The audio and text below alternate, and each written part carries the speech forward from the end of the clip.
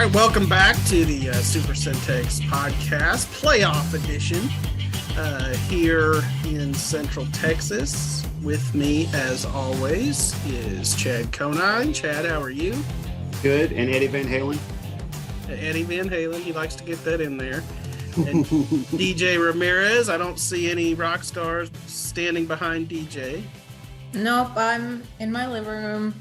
Gotcha.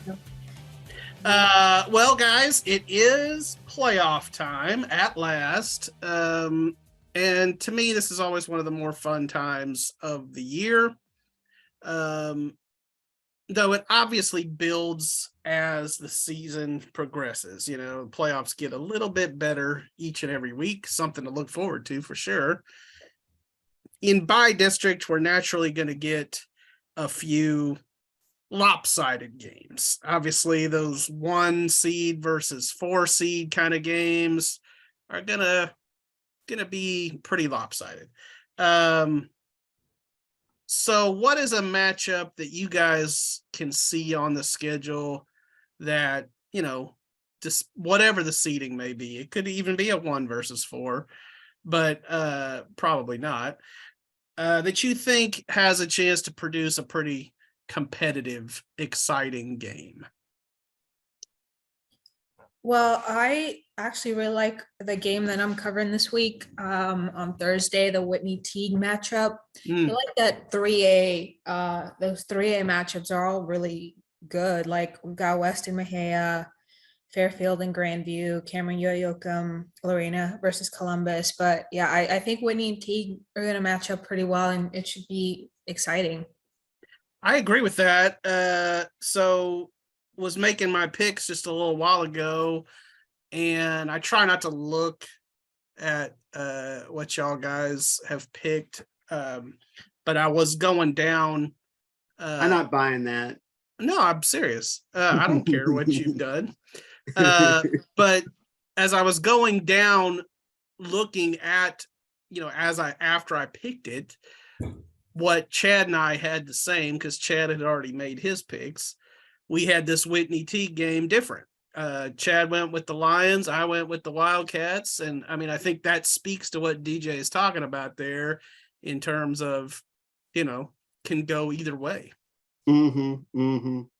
Yeah, and you know, I think another one of those 3A games that y'all mentioned a little bit, you know, kind of in the list, but you know, Lorena and Columbus is a top 10 matchup in the first round. That's you don't get a lot of top 10 matchups in by district. Right. And it's both of those districts are just loaded. I mean, and I think I've mentioned it before, but you know, I did a preseason story about loaded districts around Central Texas. And I think one thing that I don't recall that I mentioned was that this Cameron, Franklin, Lorena district, I think Academy was the 4th playoff team. They go up against a really good district, you know, in by district all the way from top to bottom, because I think there might be another Cameron Yoe, who do they play? Yoakum. Is Yoakum ranked? I guess just their district champion Hitchcock and Columbus are the ranked teams from that district. Yeah. So, I think Yoakum's pretty decent though. Yeah. I think those are some good choices. I'll also be interested to see you know, how that University Austin McCallum game comes out. Austin McCallum 7-3, but I like University's chances in that game as a, you know, lower seed. Obviously, University is only a 3 seed just because, you know, Belton made a kick, right? I mean, you know, they were that close from, you know, being the 1 seed. And then you get 3 teams tied for 2nd in that district between University, Elgin, and Leander Rouse. And it just comes down to who beat who, point differential, all that stuff. But so, guys, as many of the teams that we expect to really play for a while are those number 1 seeds coming out of their districts. We're talking about Mart, Crawford, China Spring, West. but every year there are some 3 seeds and maybe even some 4 seeds that win multiple games in the playoffs and make a pretty decent run. And it usually has to do with the strength of their district. I mean, they might have won a district in some other loop. So I'm gonna give you some 3 seeds from our local districts, and those would include University, who I just mentioned, la-vega, Gatesville, Lorena, Fairfield, Whitney, Rosebud-Lott, Dawson, and Bremond. So out of those teams, or if there's another 3 seed out there that I didn't mention, there are a couple others. Which of those teams has the best shot to play, let's say, 3 or more games? Ooh, that's a lot. That is a lot. You got to beat some good teams to do that. But somebody's got to be capable, right? I'll let DJ go ahead and steal my answer. I know she's going to. Okay, Chad. I like that saltiness. I like Dawson. Okay. I bet that was not your answer.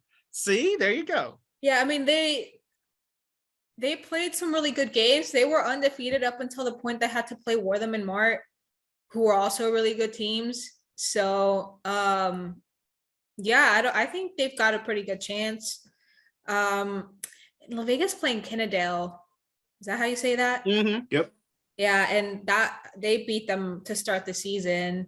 And obviously that was what feels like forever ago, but I think they've got a pretty good chance at coming back and beating them again, as tough of a season as la-vega has had. I like that. I like that pick. Dawson is to me, that is low key a probably an underrated district. I mean, we know what Mart is, but I think Wortham and Dawson are pretty good teams. Wortham made the regional final last year and ran into Mart, and so they didn't go any further, but regional final's a good run. Could Dawson have that kind of run? Maybe. They got Maud right out of the gate, and that's not an easy one in by district. Maud is one of those teams that I feel like is always there in the 2A playoffs. But once again, just a little look at my picks. While Chad picked Maud to win, I did pick Dawson to win. So I'm a little there on you with you, DJ, on Dawson. What do you say, Chad? Well, the answer that I was afraid was going to get stolen was the Gatesville Hornets. And it's a lot because Gatesville looks up in the first round of the playoffs and they don't have to play Carthage this year. And that's like Christmas coming early for them, I think.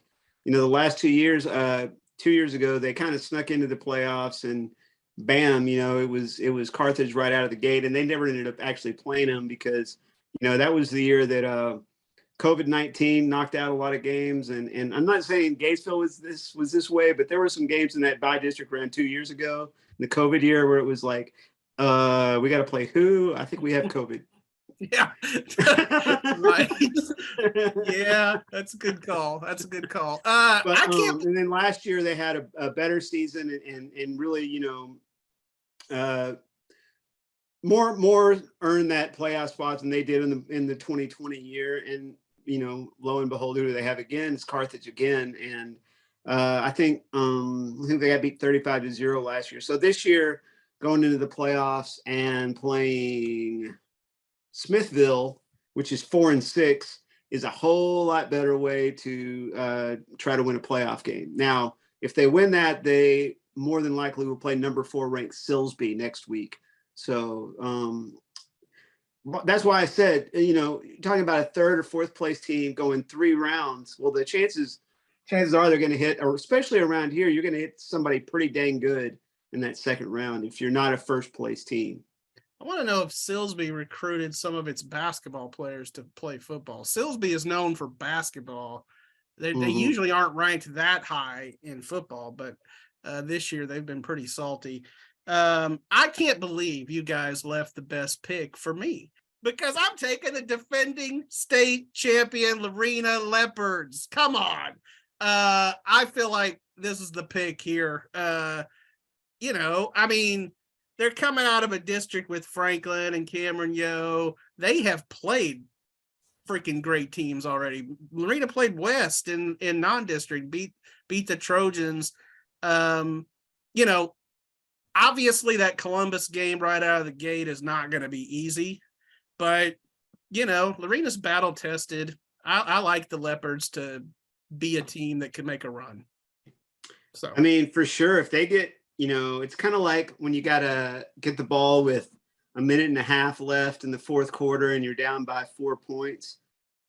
If you get that first down, the second first down, all of a sudden you're real dangerous, you know? So I feel like that's Lorena playing Columbus this week. Gotcha. A game that you will be at, by the way. Right. We tweaked our schedule just a little bit, but Chad will be down in Pflugerville to watch that one. Is that at the? Well, it's kind of like it was a tough call schedule making this week, you know, because you got University in the Austin area also playing, you know, and that's a big game for them. And then, but you know, you got the state ranked matchup. Meanwhile, you got half of Central Texas playing in, you know, Waco ISD and West and Midway and Robinson and everywhere else, right? Yeah, McLennan County. We got a lot of good local games. We don't have to drive very far. If you are a fan, you should be able to find a good game somewhere. So finally, we all conduct a lot of interviews over the course of a season. We talk to coaches, we talk to players, we talk to the same people over and over again sometimes. Certainly, when we do some of these interviews, we're going to get a few coach speak type platitudes, you know, hey, our backs up are against the wall. You know, we got to take it one game at a time. How many times have we heard that? More times than we could count. But if we were picking an all interview team, which we're not going to, like, we're not going to write that story. We got enough other things to do, but we're doing it here on the podcast. That's the kind of thing, Bryce, that you would just end up doing on a Sunday afternoon because you wanted to. Oh, you know me well. I will put in a plug for a future, you will see this, a future Super Centex college team. That's coming. I've been working on that. So anyway, back to my question. If we're picking an all interview team, who are you taking? Who is a good talker among the players and the coaches that you've talked to this season?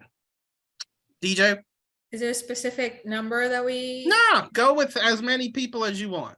Oh gosh, well, or as few. Or as few. I haven't gotten the chance to talk to a lot of the players just because, like, after games, I'm rushing to find coach, or sometimes we roll quote lists. Before the season even started, I got to talk to Nick Wells out in Midway, and I thought he was a really good interview. Gave me some really good quotes for that story that we put up in the summer previews, and then I actually really enjoyed talking to Easton Paxton a couple weeks ago when I went out to West. Talked to him about his mom. There's a ton of coaches that are also really, well, you know, they would love talking football, obviously. Tyler Beatty's always a good interview. Both of the Torres coaches, Ricky and Ruben, were good interviews. Gosh, I could go on. Lorena, Kent Laster at University always gives me a lot of good stuff. Yeah, those are good ones. What do you say, Chad?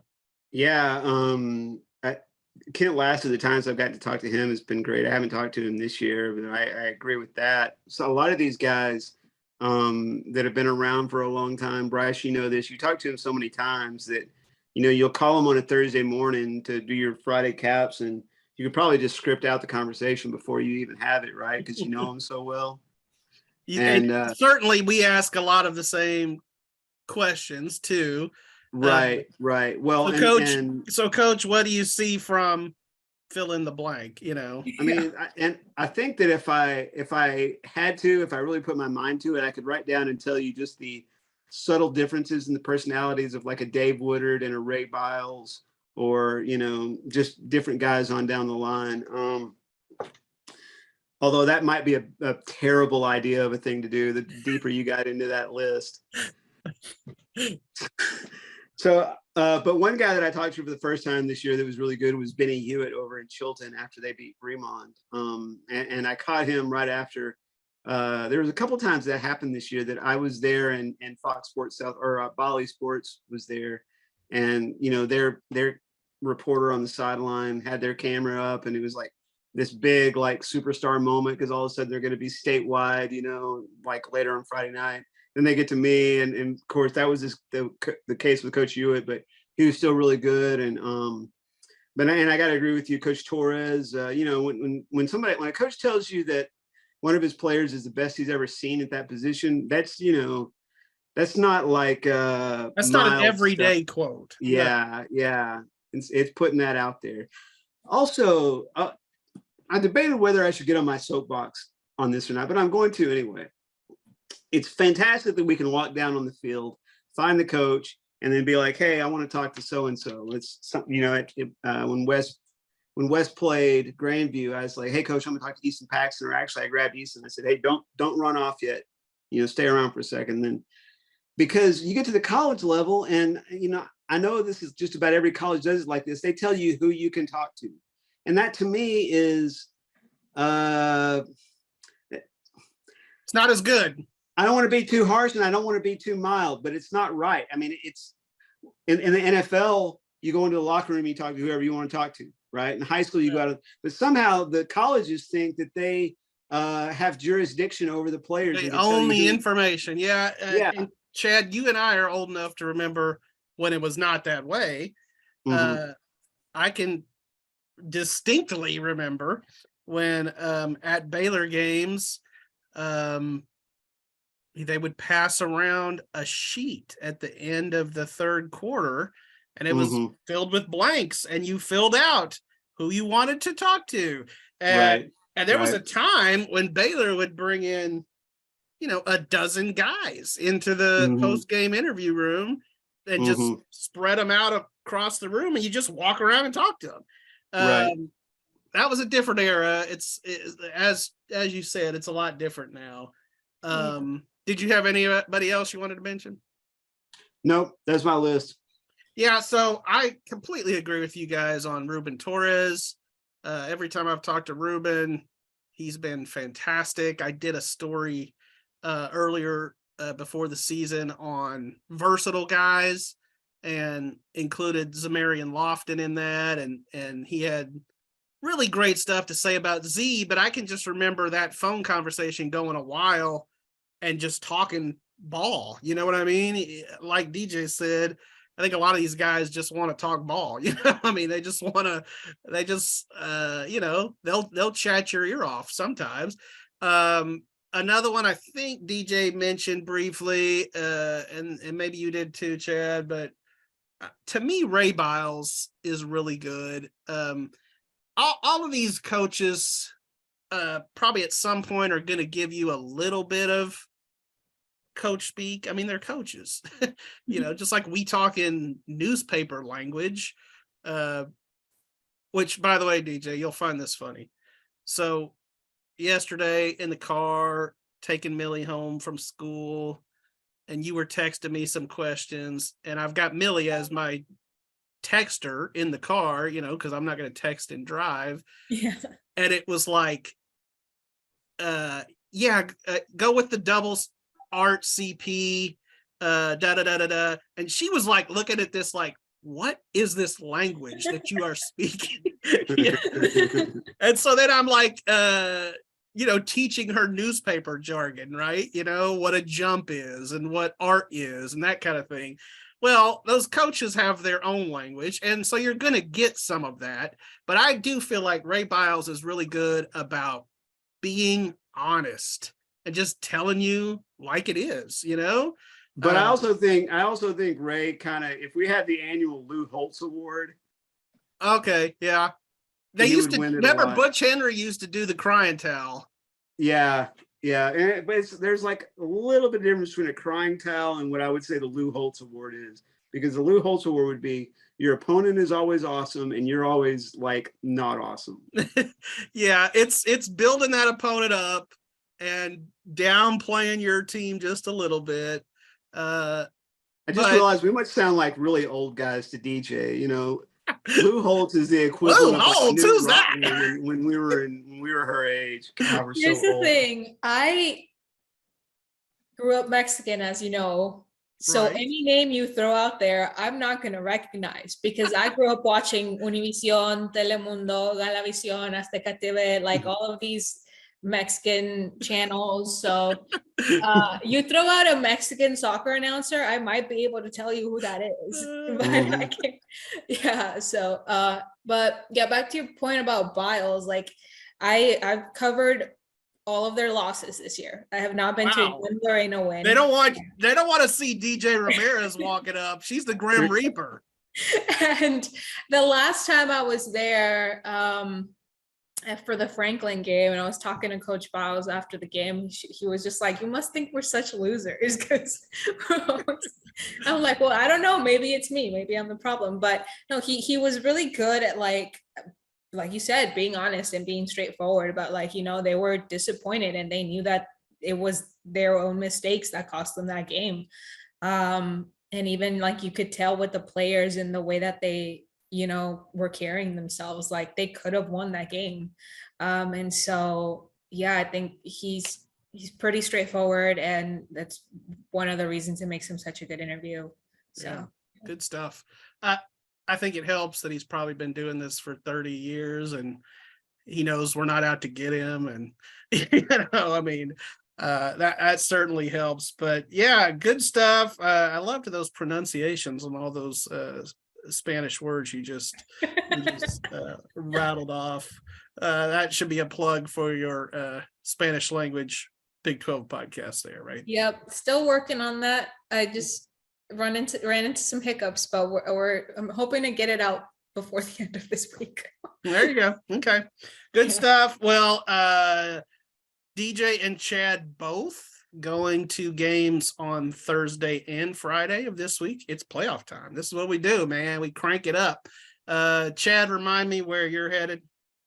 I will be at the Axel Rosebud-Lott game. I almost said that so fast that I almost was like, I'll be at the Axl Rose game. Do you know that? Do you know who that is, DJ? Yes, I do know who that is. I do. When it comes to music, I'm a little bit more well-versed. So I'll have Axl Rose and Robinson on Thursday night. And then man, that's going to be a good concert. It's liable to get out of hand. And then I'll be going down to Pflugerville for Lorena versus Columbus. That'll be a good one. And DJ, you are? I'm going to Midway for the Whitney-Teague game on Thursday, and then up to West for the Marlin game. And I know who they're playing. Rio Vista, is that right? Rio Vista, yeah. That'll be good. Incidentally, I hope we don't get cold November rain on Thursday night. No, shut up. No, we're just throwing in Guns N' Roses references. We're completely off the rails. So with that, we will see y'all later. Thank you.